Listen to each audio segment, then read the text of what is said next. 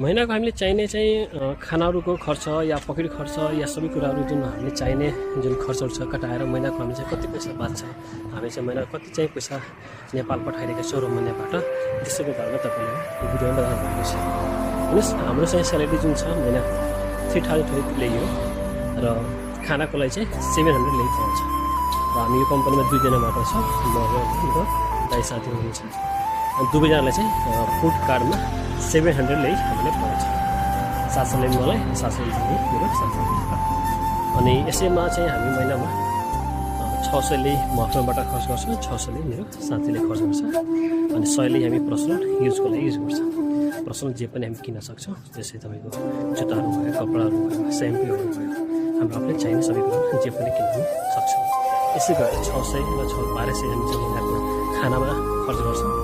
हामी कुनै स्मोकिङ गर्दैनौँ, ड्रिङ्क गर्दैनौँ होइन। हामी चाहिँ एक्स्ट्रा केही खर्च छैन, जति खानु मजाले पुग्छ। यहाँ तरकारीभन्दा बढी त मासु र माछा नै छ, अनुसार हामी खर्च गर्छौँ। र महिनाको जुन स्यालेरी हुन्छ त्यो टोटली सेभिङ हुन्छ, त्यो छुनै पर्दैन। ब्याङ्क खातामा आउँछ, सिधै हामी चाहिँ मोबाइलबाट होइन, सिधै तपाईँको कुनै मनी ट्रान्सफर गरेर ट्यापट्याप भयो, वेस्टर्न युनियन भयो या रिभोल्युट भयो या एक्सिस मनी ट्रान्सफरबाट सिधै गरेर पठाइदियो होइन, त्यसलाई छुनै पर्दैन।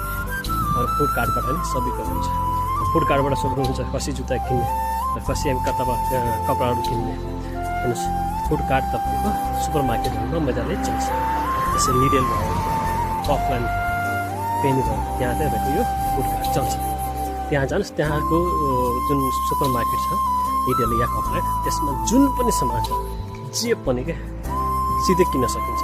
होइन कि फुड कार्ड छ त मात्र खाना किन्न सकिन्छ, छैन। जे पनि किन्नुहोस् त्यो फुड कार्डबाट पेमेन्ट हुन्छ, पेमेन्ट गर्नुहोस्। यस्तै हामी चाहिँ म्यानेज गरिरहेका छौँ।